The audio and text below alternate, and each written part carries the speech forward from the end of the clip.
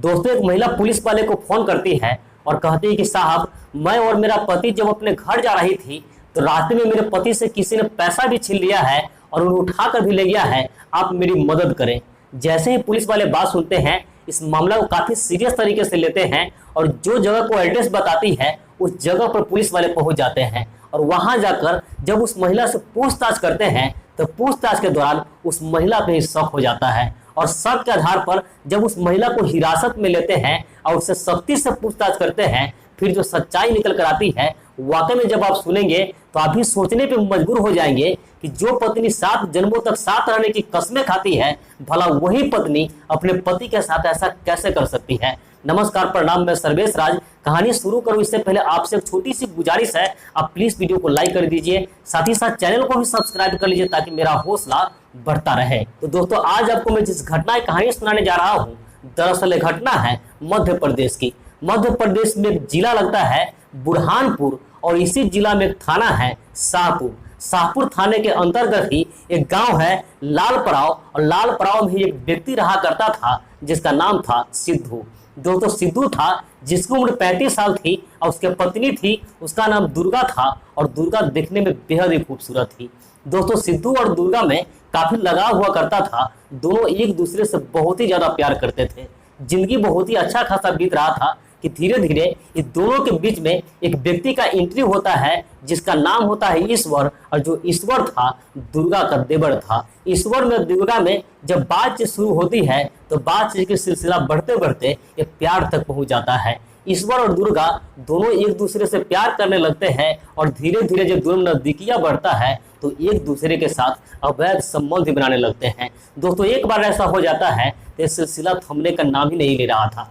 जब भी दोनों को मौका मिलता था दोनों गंदा काम कर लेते थे। समय ऐसी बीत रहा था, इसका जो पति था इसके पति को कानों कान इस बात की खबर नहीं थी। जिंदगी मजे में बीत रहा था, तीनों आदमी बहुत खुश थे। उधर जिसका पति सिद्धू था वो भी खुश था और देवर जो था ईश्वर ये भी खुश था और दुर्गा भी खुश थी। सब कुछ अच्छा चल रहा था। लेकिन एक दिन दोस्तों, जो दुर्गा थी या ईश्वर थी, ये दोनों आपत्तिजनक हालत में थे और एक दूसरे के साथ कांड कर रहे थे। उसी समय अचानक इसका पति आ जाता है और पति दोनों को रंगे हाथ देख लेता है। जब पति दोनों को इस हाल में देखता है तो काफी गुस्सा हो जाता है और इस चीज का विरोध करता है। इसके बाद जो दुर्गा होती है वो कहती है, इस बार माफ कर दीजिए, अब जिंदगी में ऐसा दोबारा नहीं करेंगे। किसी तरह अपने पति को समझाती है और उसका पति है दोस्तों आखिरकार मान जाता है और धीरे धीरे इसका पति था वो नॉर्मल हो जाता है। लेकिन इसके बाद दोस्तों क्या होता है कि जब उसका पति अपने सारू यहाँ पैसा लेने के लिए जाता है, वहाँ 50,000 रुपये की जरूरत था इसे, तो 50,000 रुपये लेने के लिए अपने पत्नी के साथ अपने सारू यहाँ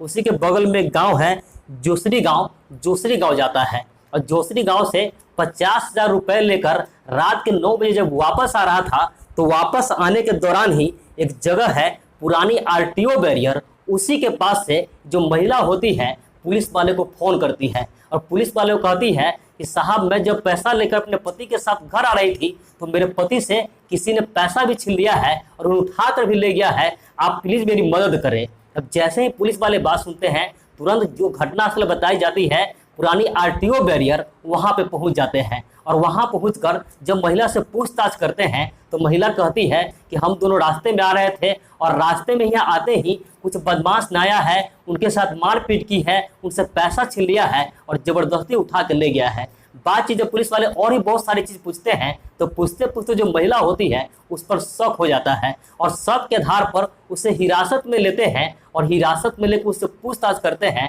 तो महिला होती है वो ज्यादा देर टिक नहीं पाती है और महज 2 घंटे के अंदर अंदर ही वो सारी सच्चाई बता देती है। दरअसल दोस्तों वो कहती है कि उसका जो देवर था उसके साथ अफेयर शुरू हो गया था और उसके साथ रहना चाहती थी और ये कल देख लिया था, ये बहुत सारा बवाल किया था, इसलिए हमने जानबूझकर उसे रास्ते से हटाने का प्लान बनाया और प्लान का मुताबिक जब वहां से पैसा लेकर वापस आ रहा था तो रास्ते में ही इसका जो देवर था इसके पति को एक ढाबा पर ले जाता है और उसे बहुत ज्यादा शराब पिला देता है। जब उन्हें लगता है कि पूरे तरीके से नशा में नहीं है तो दूसरा ढाबा पर भी लेके जाता है और वहां भी दोनों मिल करके इसके पति को बहुत ज्यादा शराब पिला देता है और जब लगता है कि पूरे तरीके से नशा में आ गया है तो उसे जंगल तरफ लेकर जाता है और जंगल में ही रस्सी से गला घोट कर उसका कत्ल कर देता है और जब वो मर जाता है तो इसकी पत्नी वहां पहुंच जाता है जो पुराना आरटीओ बैरियर है और वहां आकर के प्लान के मुताबिक पुलिस वाले को सूचना देती है ताकि पुलिस वाले को लगे